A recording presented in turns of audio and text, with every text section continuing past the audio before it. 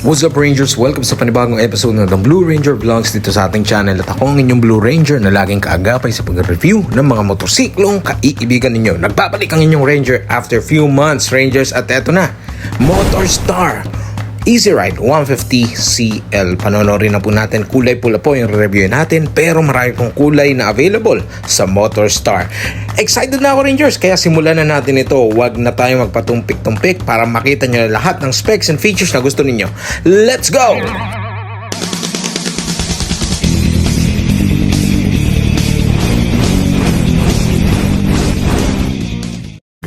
Hindi na rin po nagpapahuli Rangers ang Motorstar, kaya simulan natin sa kanyang design. Pero tingnan natin yung ilaw niya. Yan. Yung ilaw niya talagang projector head lang po yan. Maganda ang bato niyan, lalo na gabi. Yung mga LED turn signal lights, nakakatulong po yan. At yung bruskong dating, napaka-patulis at machong-macho talaga, aggressive style. Kita nyo naman yung design. At ang mga ginamit na fairings dito, matibay na rin po. At hindi na rin kagaya ng iba na ganun-ganun na lamang. So, tingnan nyo po yung rim niya. Ang ganda ng rim niya, So, tingnan natin, lapitan natin yan para ma-inspect natin. At alloy po ang ginamit. At yung pito, nakakatuwa yung pito, So, nung nakabaluktod siya, yan, para mas madali siyang mabombahan ng hangin. So, tingnan natin, ito, yung mga parts na yung kable. Ang ganda ng mga ginamit na rin dyan, So, hindi na rin yan basta-basta. And Rangers, tingnan nyo naman, napakaganda ng kulay red, diba? So, yung electrical sa loob, silipin natin. Ang ganda na rin yung mga ginamit dyan, at yung pagkakaayos, yung busina sa loob, Makita nyo na. So, pwede nyo yung buksan at pa-inspect sa mechanic nila rito. Anytime available naman yan. So, tingnan natin to kabilang side. Ayan, makikita nyo, diba? Malinis naman yung pagkakagawa, kaya wala naman yung issue so far. Nasa sa inyo na lang kung pabubuksan nyo. Wag lang puputulin yung wire. Yung caliper niya, So yung braking system, disc brake, and single caliper sa harap. Ayan, so again, yung tapalodo, diba? Quality na rin, pwede na. Hindi siya malutong na madaling mabasag. Pwede na yan. So yung mga decals, yan, MS Motorstar. Ganda, Ayos, very minimalist yung style ng stickers na ginamit at hindi naman baduy. Alright, so yan, mayroon siyang charging port dito na USB Type A na po yan Rangers, kaya nakakatulong yan sa ating paggamit ng motor. Ikutan pa natin yung ibang parts bago tayo dyan sa manibela. Dito muna tayo sa ibang parts. So yung kanyang footboard, makikita nyo malapad na po yan. Size 9 po ang aking sapatos. For your reference, okay? Napakaluwag at marami ka pwede ikarga, diba? And patuloy yung design niya rito na yung mga cuts na yan, yung linya na nagbibigay ng magandang very pleasant, satisfying yung pagtingin mo sa isang scooter. Napakaganda ng mga design na yan. Side stand, meron po yan. At naka-center stand yan. Pero wala siyang kill switch. Sa pagkakaalam ko Rangers, wala siyang side stand, kill switch. Alright, so tapakan ng angkas. Ayos yan, kasi may ngipin. So yung ngipin, nakakatulong yan sa pagkapit sa swelas ng sapatos. Ayos yan Rangers, diba? Ito naman, dumako tayo dito yung airbox niya at yung kanyang CVT na may tatak na Motorstar. Alright, diba? Ayos. Okay, so may mga iba pa tayong gustong tingnan. Okay, so yan, sinasalat-salat ko lang para alam nyo, ma-feel ko talaga na napakaganda ng presyo nito Rangers. Mamaya makikita natin. Motorstar or M-Star ulit yung kanyang decals dito sa gilid, diba? Gray, ganda. Ang kanyang unit swing arm at single shock pala sa likod Rangers, at ang tapalodo niya hanggang dito. Pero may nabibili naman na aftermarket yan. Ang sukat ng gulong sa likod ay 90 by 90 by 14 Rangers, at Yuan Sing ang ginamit na gulong dyan. Sa harap naman, puntahan natin, before we forget, 80 by 90 by 14. Alright, so Yuan Sing po ang ginamit na gulong Rangers. China, pero okay na rin yan Rangers. Pwede naman palitan. Tapalodo, okay naman ang quality, So wala nang problema yan. It serves its purpose. And yung kanyang signal turn light sa likod. May nabibili yan actually dito na case na bakal. Kasi baka prone yan, baka masira, baka paglaro ng bata. May nabibiling bakal yan sa aftermarket. Alright, so protected pa rin yan for sure. Yung muffler na ginamit, so kamukha talaga ng sa Honda Kamukha ng sa Honda. Pero yung kanyang heat guard ay iba. Alright, so but serves its purpose. Again, napakaganda ng design na ginamit. Walang problema. At ito po ay air-cooled pa rin, Rangers. But okay pa rin. Basta ipahinga mo, i-long ride mo man, ipahinga mo siya. Alright. At walang issue yan, Rangers, dahil marami namang air-cooled ngayon. So yung lalagyan ng battery nandyan sa lapag. Alright. So maganda rito, meron siyang lalagyan ng top box, pero balikan natin yan. Itong upuan mo nasalat ko dahil magandang quality na rin. Pwede naman yung palitan ng full assembly if you like. It's just your preference kung gusto ninyo palitan, pero so far okay naman ito, Rangers. Kung bibili ka ng motorsiklo, at least, di ba, maganda yung naupuan at malambot. Wala namang issue yan, pwede mong palitan yan or pwedeng lagyan ng ibang assembly. So buksan natin.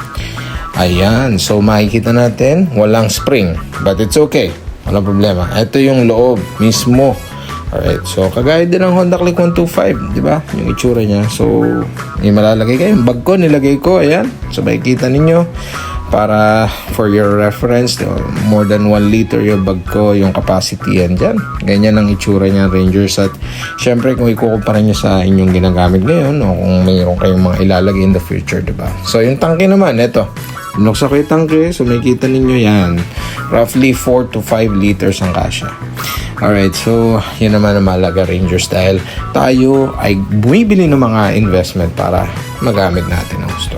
So, isasara na natin itong compartment o yung upuan. Yan. So, itong maganda rito, no? So, meron siyang provision for your top box. So, ang ginamit dito ay alloy po, Rangers. Medyo manipis, but it's okay. It serves its purpose, pero at least nakatipid ka na at least 2,000 yan.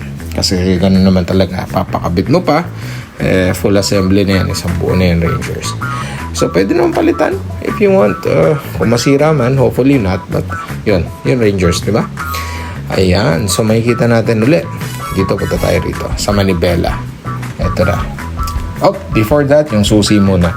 Yung susi kasi nito, tingnan nyo, maganda. Ayan. So, kagaya talaga sa Honda Click dahil meron din siyang unlock. Ayan. So, i-unlock mo siya dyan. Susian, di ba? So, madali naman. Ang maganda nito, yung pindutan niya nandyan na yung para sa seat. Di ba? So, ayan, papakita natin. Close up. Ayan, di ba? So, madali naman yan gamitan. At i-demo naman yan sa atin, sa mga hindi nakakalam. Alright, so ako, dating naka-Honda Click ako, kaya very familiar to sa akin. Alright, so, dakuan naman natin ito. Itong manibela. Kita nyo ng brake lever, medyo okay na. Pwede na kung hindi ka maselan. At least yun ang maganda, magagamit mo siya. At meron siyang brake lock. Diba? So, kapag handbrake, diba? Kung para hindi ka ma-incline, kung ikaw ay medyo padaos-dos o medyo paatras sa traffic light, diba? Para sa dagdag protection and safety. May passing light din siya, Rangers. Ayan, pinipindot ko na. Napakahalaga rin yan, lalo naka-projector lamp ito. At ito naman ang mga switches ng ilaw kung gusto mo ng high beam and low beam. At ito yung busina, right? At yan, napakaganda, Rangers. Wala akong masabi. At yung kanyang horn na dun ay actually turn signal lights yun. Okay, so dito sa kabila, yung manibela naman sinasalat ko, di ba? Yung medyo manipis yung throttle, but it's okay. Palitan yung brake sa harap, okay na rin for now. In the future you may upgrade, it's up to you, Ranger. So ngayon yan itsura niya, pero maganda nito, may switches yung ilaw kung gusto mo wala kang mini driving or daytime running rather. Ayan, nasa sa'yo yan. Gusto mo buksan yung iyong headlight. So, pasok pa rin naman yan. Wala ka naman binaviolate yan sa LTO or yan, sa highway patrol. Okay lang yan. Basta may ilaw ka pag natakbo. Alright, so may kill switch din. Ano maganda? Kill switch. In case of emergency, di ba? And electronic start. Alright, so unfortunately, napansin ko lang dito, wala siyang kickstart. So, ayan tingnan nyo, wala siyang kickstart dyan, But it's okay. Basta nakikita naman dun yung, yung voltmeter sa instrument panel niya, which is fully digital. Okay, so tingnan natin minsan pa dito sa side na to, Rangers. Nakikita nyo naman na napakaganda naman talaga ng unit na to. Formang-forma at talagang, for me, for the price, diba? Tingnan natin yung price. Tingnan natin. Ayan. So, Easy Ride 150 CL. Alright. So, magkano ba ito? So, maganda ito. FI na to FI. So, yan, may kita niyo. 59,000 pag cash. 59,000. Yan. Ano maganda. Okay, so may kita ninyo yung mga prices niya dyan. Hindi naman talaga mahirap. Hindi siya sobrang mahal, diba? It's very affordable for us, lalo na sa mga masa. So yan, screenshot nyo yan, Rangers, at makikita ninyo yung presyuhan dyan. Ako natutuwa sa Easy Ride 150 CL ng Motorstar dahil very affordable at reasonable yung pricing nila. Okay, so Rangers, marami pa silang kulay. Like what I mentioned, pumunta lang kayo sa Motorstar near you. Okay.